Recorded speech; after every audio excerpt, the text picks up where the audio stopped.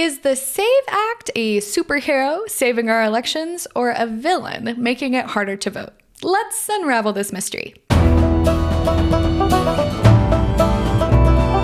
Hey everyone, and welcome back to Beyond the Bill Number. Today, in the second part of our double header on non-citizen voting, we're diving into the Safeguard American Voter Eligibility Act, or the SAVE Act. If you haven't already, make sure to check out last week's episode looking at voting rights in DC. Stephen, ready to get into it? Absolutely, Sarah. Let's save democracy one podcast episode at a time. We're talking about the SAVE Act. So what exactly does the bill propose? The SAVE Act amends the National Voter Registration Act of 1993 to essentially require proof of U.S. citizenship for voter registration in federal elections.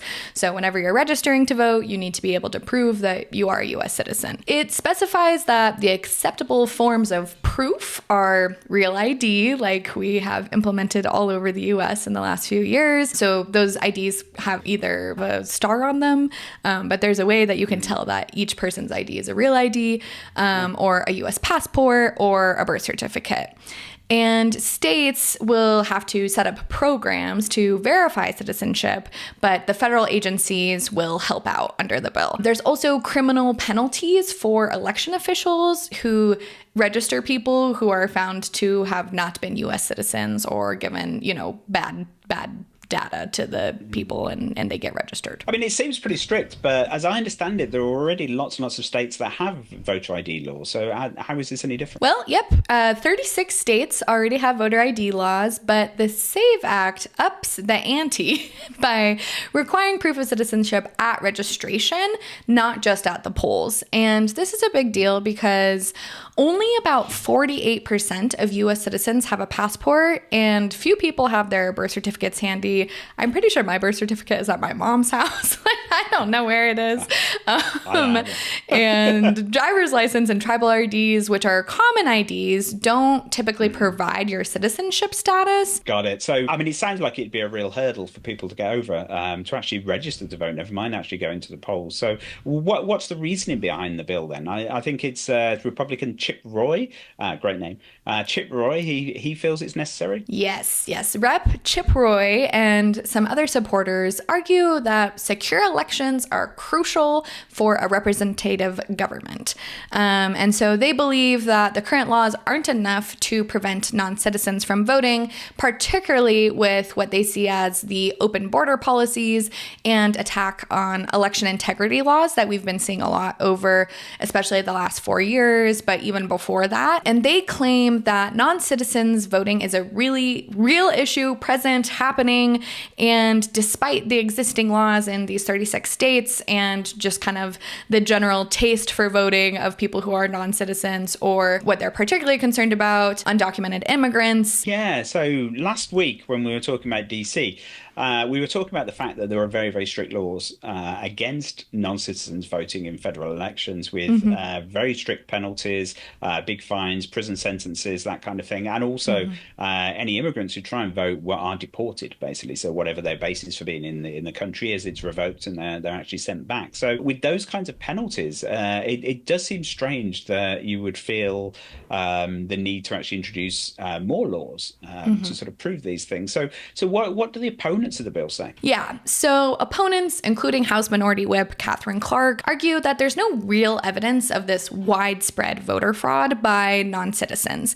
States like North Carolina, Georgia, Arizona have all audited their rolls and found very few cases of non-citizens voting. The executive office of President Biden has also stated that this bill would make it harder for eligible Americans to register to vote and could lead to more eligible citizens being purged from the voter rolls, which again is, taking away the representation of people that this bill claims to be wanting to put forth. And when we look at the types of IDs that we have here, what's more common, and if it has your citizenship status on it, that's not the case. And the answer to it is not to have a citizenship marker on your driver's license, because we can all think of how that can, possibly unravel with the current state of things here. Absolutely. So, I mean, it seems reasonable to claim that if you make it harder to register, then you're going to end up disenfranchising disenfranchising eligible voters and so on. So are there any real world examples there? Is there any sort of data or evidence to back that up? Yes, actually. Texas is a cautionary tale of